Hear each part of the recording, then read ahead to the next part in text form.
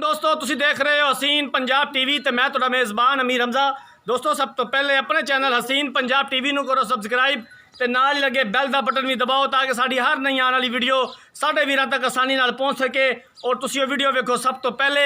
अज जनाब वीरां भरावां वास्ते तीजन झोटी लैके हाज़र होए हैं। मेरा कैमरामैन तुहानूं झोटी दिखांदा है, पुछने मालका कोलों इहदे बारे की कहंदे ने। चिट्टियां अखां ने, बल्ला मत्था, बग्गी मोछे, तीसरा सूआ झोटी सूई है, कट्टी दी है जनाब इस मझ ने।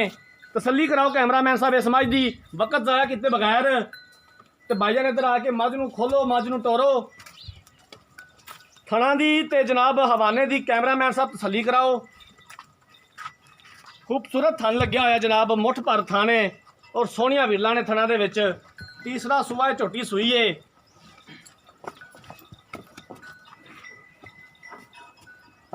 कट्टी दी है जनाब इस मझ ने।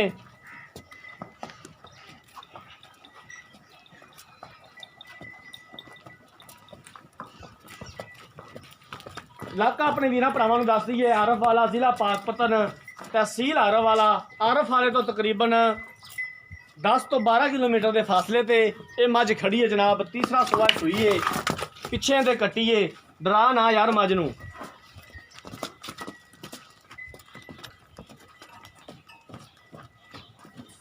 माशाल्लाह जनाब, मोरनी वर्गी टोर, खूबसूरत जानवर। हसीन पंजाब टीवी की ज़ीनत है।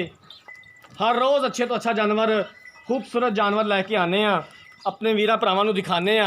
साडे वीर भरा जिस तरह हसीन पंजाब टीवी चैनल नाल प्यार मुहब्बत करते हैं, तावन करते हैं, असीं उन्हां दे बेहद मशहूर हैगे हाँ।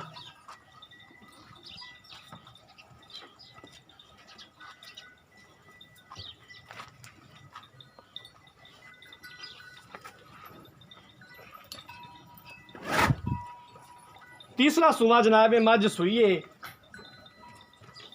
मेरे कैमरे की नज़र है।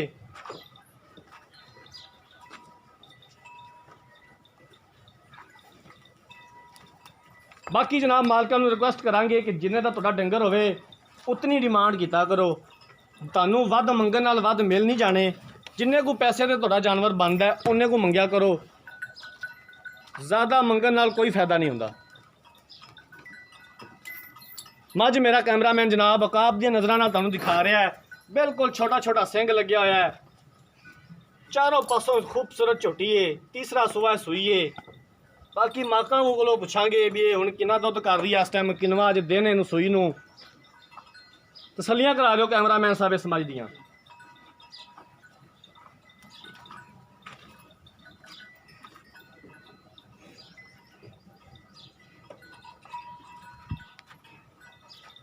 कट्टी भी दिखा दिया जे कैमरामैन साहब मझ दिखावन तो बाद।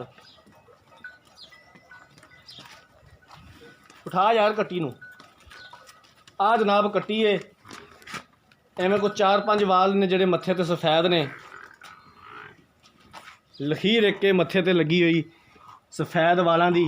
ते नाड़वा भी कैमरामैन साहब नज़दीक होकर दिखाओ, नाल लटकदा पिया।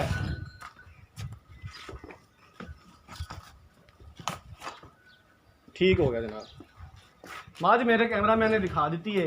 आ जाओ भाईजान इत्थे। हुण मालका कोलों पुछने दे बारे की कहंदे ने, सच बोलते ने झूठ बोलते ने। ये जनाब अस्सलाम वालेकुम जी। वालेकुम सलाम। की हाल चाल ने?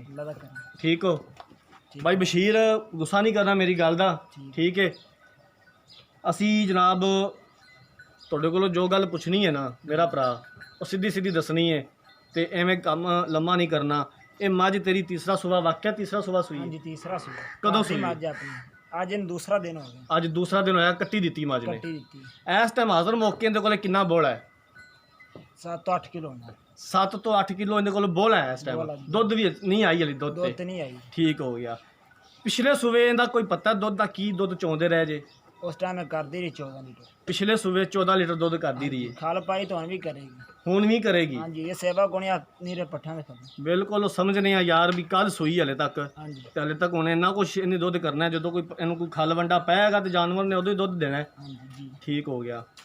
कोई इन्हें थणा का मसला किसी किस्म का कोई छट्टा फवार अपनी वो तुहाडी गारंटी होनी है। गारंटी ते भाई बशीर उन्हें दा मुੱਲ दस मेरा भरा, प्यार मुहब्बत वाला। तू मेरी गल सुन ली है। मुੱਲ वो मंगना है मेरा भरा जिन्हें दा तेरा डंगर है, ठीक है?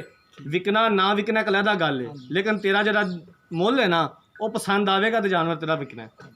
ਤੇ ਮੇਰਾ ਭਰਾ ਸੋਹਣੀ ਜੀ ਗੱਲ ਕਰ, ਕਿੰਨੇ ਦਾ ਡੰਗਰ ਤੂੰ ਵੇਚਣਾ ਹੈ? 2,35,000 2,35,000 ਦੀ। ਹਾਂਜੀ ਬਾਈ ਬਸ਼ੀਰ ਮੱਝ ਦਾ ਸੁਆ ਤੀਸਰਾ ਹੈ, ਨਹੀਂ ਠੀਕ ਹੈ। ਮੁੱਲ ਲੱਗਿਆ ਜਰਾ ਉਹਨਾਂ ਤੈਨੂੰ ਮੰਗਿਆ।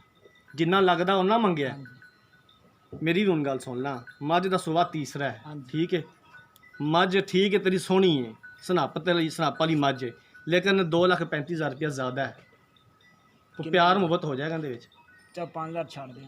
ਨਹੀਂ 5,000 ਵਾਲੀ ਗੱਲ ਨਹੀਂ ਦੀ, ਪੱਕੀ ਜੀ ਸਾਨੂੰ ਗੱਲ ਦੱਸ, ਫਾਈਨਲ ਜੀ ਗੱਲ ਕਰ ਵੀ ਇਹਨਾਂ 'ਚ ਪਿਆਰ ਮੁਹੱਬਤ ਕਿੰਨਾ ਕੁ ਹੋ ਜਾਏਗਾ। ਕੋਈ ਵੀ ਭਰਾ ਨੇ ਲਈ ਤਾਂ 5 ਛੱਡ ਦੇ। ਔਰ ਮਜ਼ੀਦ ਵਿੱਚੋਂ ਪਿਆਰ ਮੁਹੱਬਤ ਕਰ ਦਿਓਗੇ? ਹਾਂਜੀ ਛੱਡ ਦੇ। ਠੀਕ ਹੋ ਗਿਆ ਜਨਾਬ, ਮਿਹਰਬਾਨੀ। ਲੋ ਜਨਾਬ, ਸਾਡੀ ਗੱਲ ਸ਼ਾਇਦ ਭਾਈ ਹੋਰਾਂ ਦੇ ਜ਼ਿਹਨ 'ਚ ਆ ਗਈ ਏ।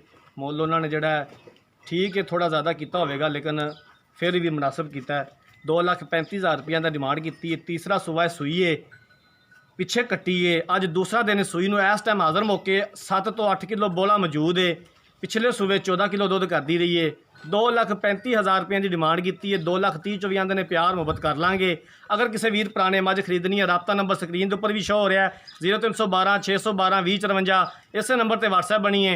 ਉਮੀਦ ਕਰਾਂਗੇ ਕਿ ਸਾਡੀ ਅੱਜ ਵਾਲੀ ਵੀਡੀਓ ਸਾਡੇ ਵੀਰਾਂ ਭਰਾਵਾਂ ਨੂੰ ਪਸੰਦ ਆਈ ਹੋਵੇਗੀ। ਅਗਰ ਸਾਡੀ ਅੱਜ ਵਾਲੀ ਵੀਡੀਓ ਪਸੰਦ ਆਈ ਹੈ, ਵੀਡੀਓ ਨੂੰ ਲਾਈਕ ਕਰਨਾ ਹੈ, ਸ਼ੇਅਰ ਕਰਨਾ ਹੈ ਔਰ ਆਪਣੀ ਰਾਏ ਦਾ ਇਜ਼ਹਾਰ ਕਰਨਾ ਹੈ। ਅਗਲੀ ਵੀਡੀਓ ਤੱਕ ਆਪਣੇ ਮੇਜ਼ਬਾਨ ਅਮੀਰ ਰਮਜ਼ਾਨ ਦੀ ਇਜਾਜ਼ਤ। अपना रखना है बहुत सारा ख्याल। अल्लाह हाफिज़।